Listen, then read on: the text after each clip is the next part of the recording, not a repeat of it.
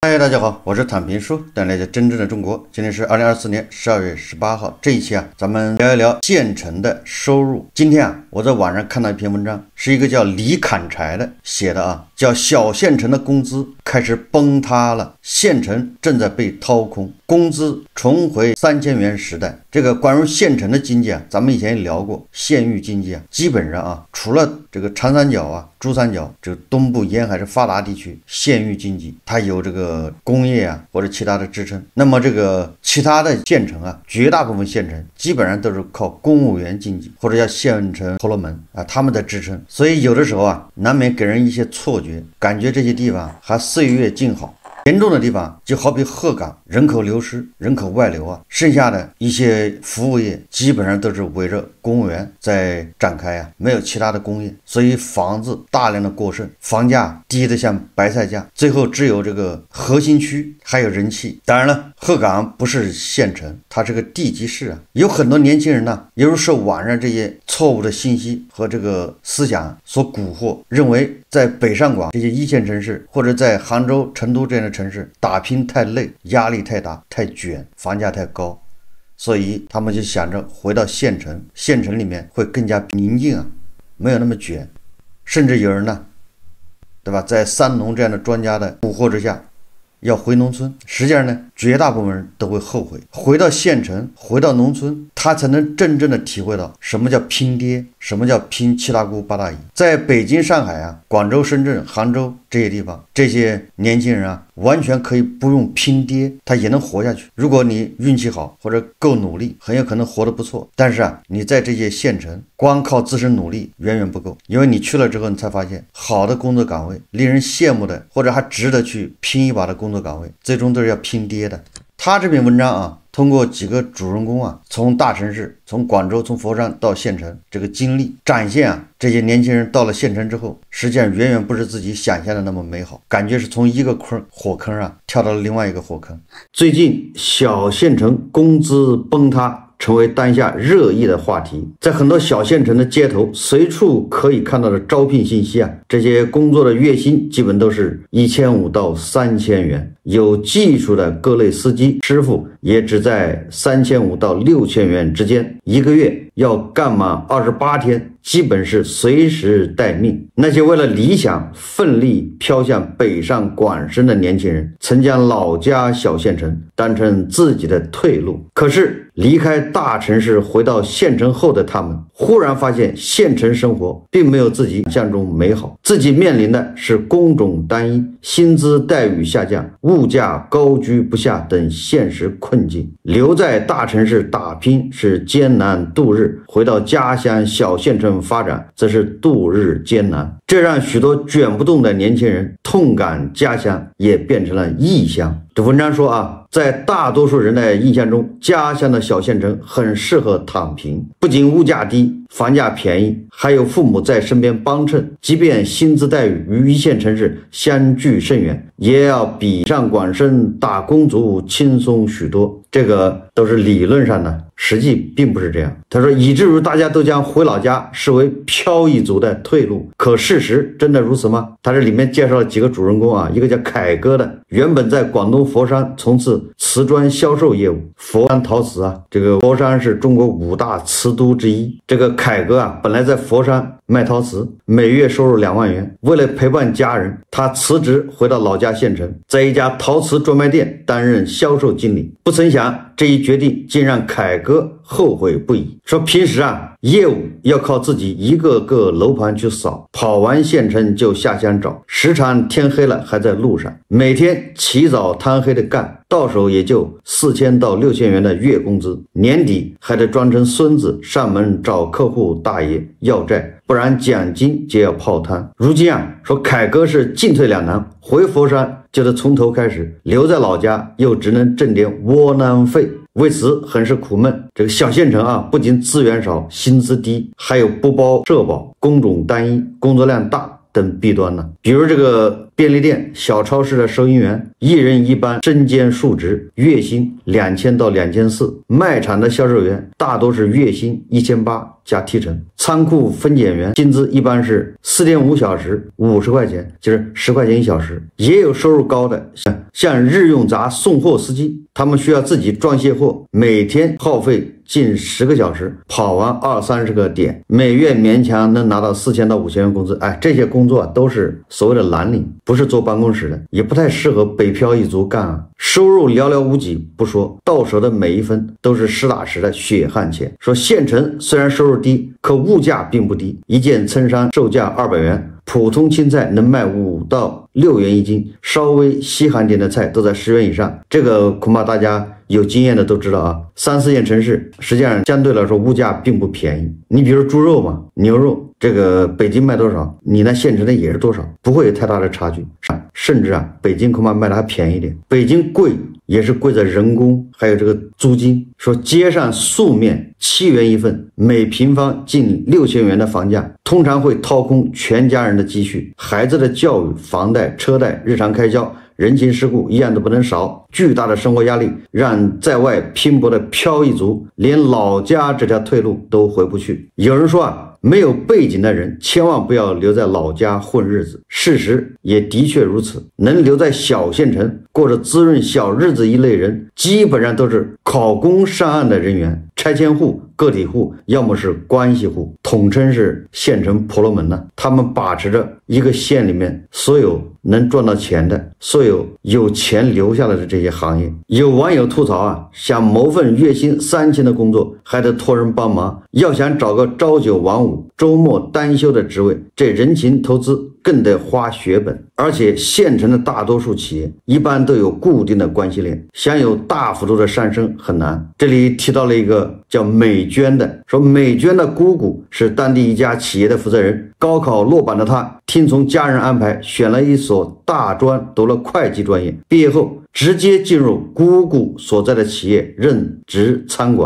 库管理员呢。工作中他经常能获得学习深造的机会。由于工作出色，美娟很快从仓管晋升为出纳，再到会计主管助理，拿着可观的收入，过着朝9晚5、周末双休的神仙日子。而那位接替他仓管一职的，同样在当地有着一定的背景关系。你看，连仓库管理员都需要找人，都需要有背景的。可见在小县城生存，除了自身能力，始终还是绕不开关系网。说不好听一点你在深圳，你进腾讯，你自己投简历面试也有可能能面试上，或者是比腾讯要低一点的这种企业，对吧？那工资比县城的这个仓库管理员工资高得多好几倍但是你基本上也不需要找人。当然了，你说你认识腾讯的哪个副总，那当然也会更好但是你在县城里面就这么个库管，你不认识人，你也别想进去。从小到大，小敏都是亲戚朋友口中的别人家孩子。大学毕业后，他选择回到家乡县城工作，殊不知只因生在普通家庭，没有背景的他，在同一个岗位工作了6年，至今仍拿着3000元的工资。公务员涛子拥有人人羡慕的铁饭碗，朋友同学都认为他的日子一定过得自在潇洒。可私底下他却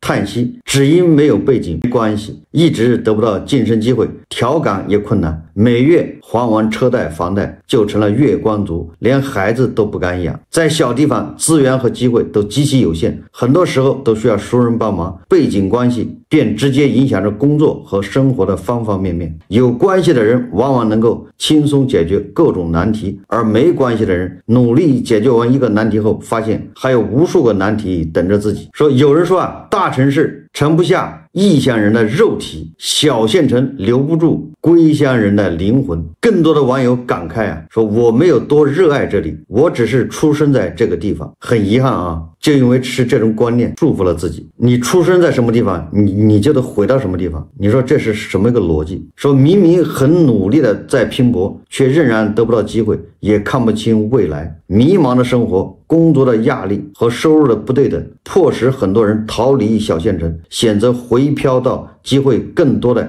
1、2线城市。我记得这在10几年前啊，互联网刚兴起的时候，也出现过一起叫逃离北上广，大概在2000几年，应该08、09年那个样子。后来逃离北上广的那个人又悄悄的回到了北上广。研究生毕业的小张从上海回到老家宁夏银川生活，他前后应聘了10家公司，都没能顺利入职。银川那是省会城市啊，还不是县城呢。这些公司要么不缴纳社保，要么因未婚将他拒之门外，甚至有公司因学历太高把他抓了下来，真是离了大谱。堂堂研究生居然在银川找不到一份适合的工作。然而现实就是这么扎心，小张在老家来来回回折腾了快1年，最终还是回到了上海。他说并不是因为喜欢上海才回来，只是想先找到工作，积攒一些经验与积蓄，再考虑下一步的发展。至于最后会去哪里，目前虽然并不知道，但这个城市即便不是上海，也绝不会是老家。逃离小县城不是年轻人唯一的出路，但也确实成为一种无奈的选择。有太多的年轻人呢，怀揣梦想，却在现实的壁垒前屡屡碰壁啊。回到生活节奏快、竞争激烈的大城市，能让自己感受到成长与进步，远离那种力不从心的迷茫。而那些没有离开小县城的年轻人，也在努力寻找着属于自己的机会。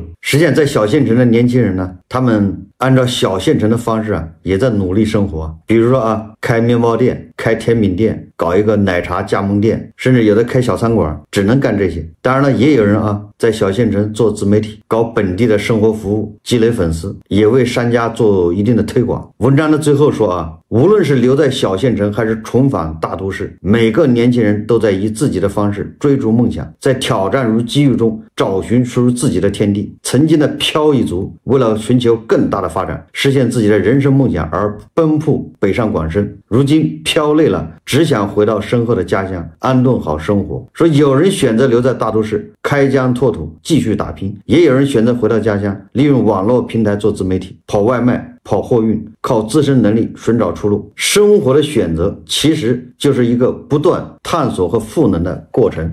这个文章相对应的是跟年初说县城婆罗门，对吧？县城这个岁月静好，也就是北上广大家都是哀嚎一片大家焦虑、失业、找不到工作、房价高。但是这些人春节回到老家县城，发现县城的贵妇一个个的似乎是醉生梦死并没有感到这个经济的寒冬来临。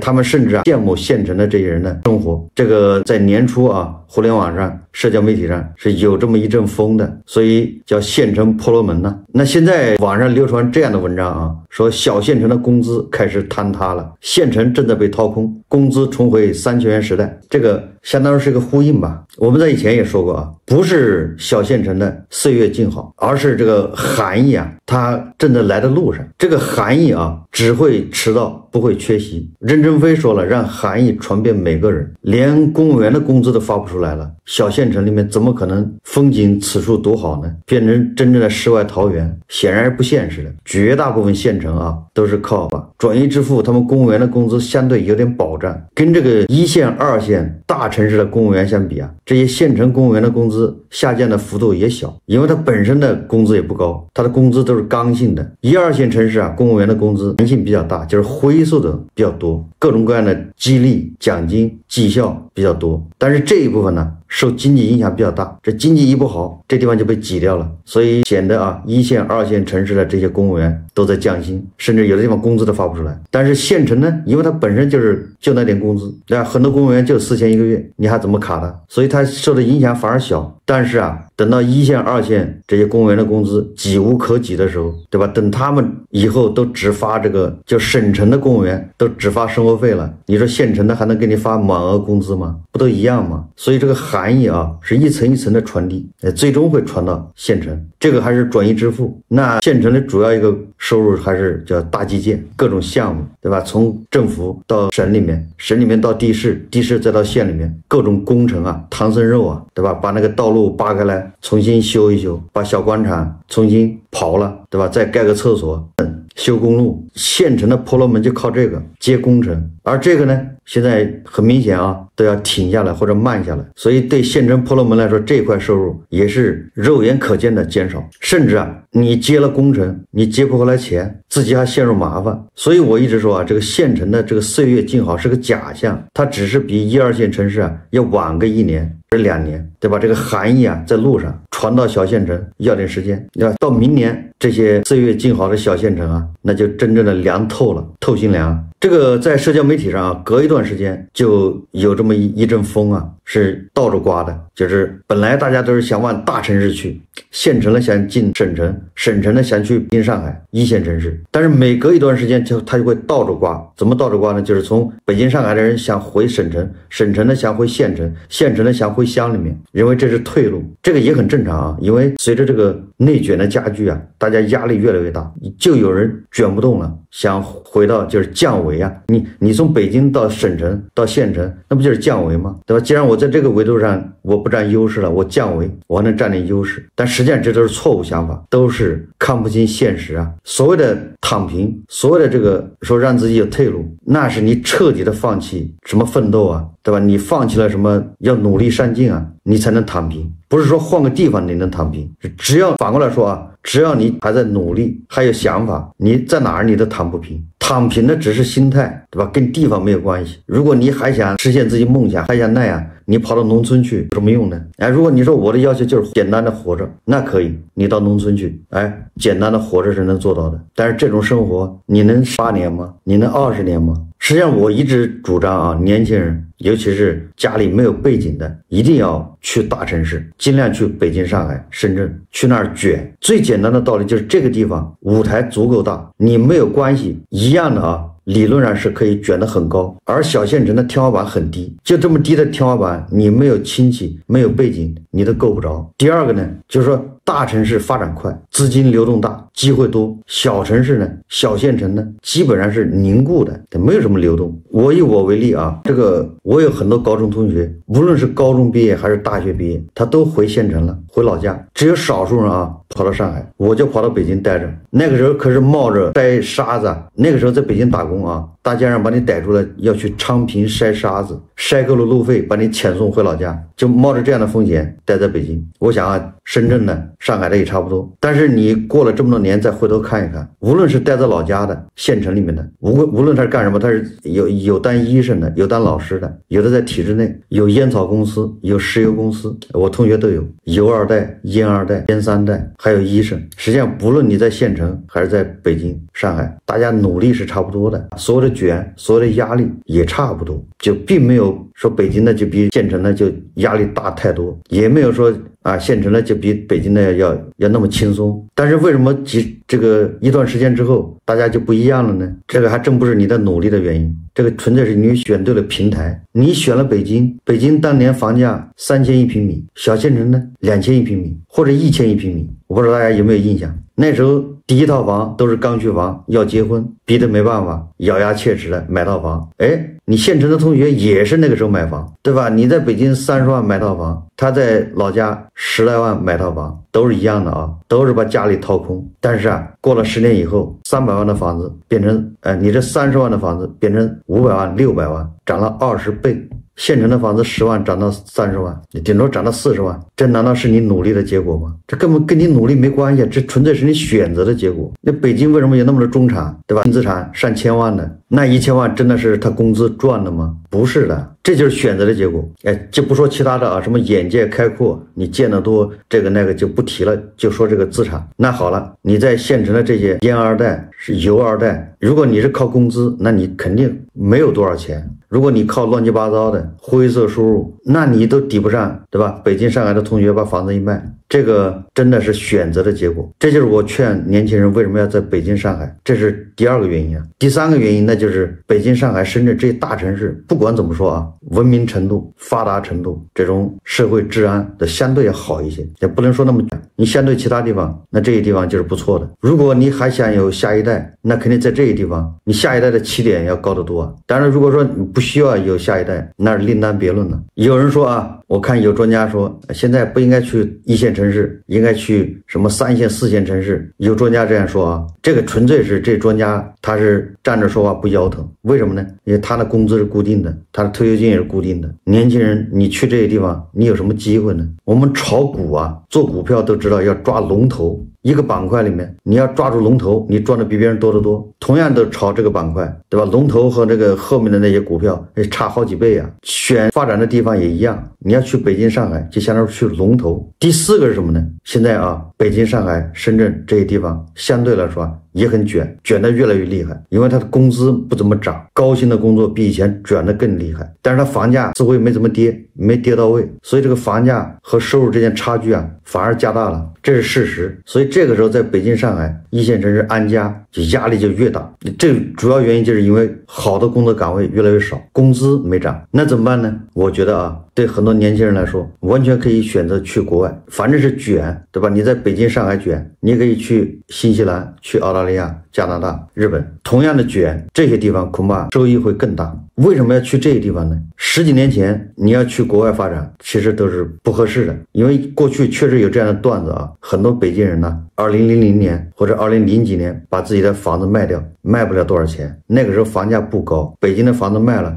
美国去，跑到加拿大，折腾了一圈，回来之后，他连他房子的厕所都买不起了，那确实是这样，但是现在已经不是了，现在发展明显的就停了，对吧？如果你再把北京的房子卖掉出去，折腾一圈回来，你可以买2套，当然这个只是举这么个例子，因为咱们这个发展确实停下来了，但是在外面呢，人家还在发展，所以我们从上海你到日本，对吧？到什么澳洲、新西兰，是从一个慢车跳到一个快车上去。过去啊，你从中国到美国去，那是从快车跳到慢车上去了。所以年轻人如果，对吧，你没有什么牵挂，又愿意卷，完全可以离开北京、上海去卷，不是去县城卷，不是去县城降维打击。你从北京、上海到县城，那是从快车跳慢车上，对吧？从高速公路你跑到一个县级公路上面跑，能跑得起来吗？对吧？你要往快车上跳，现在快车在哪儿？在海外。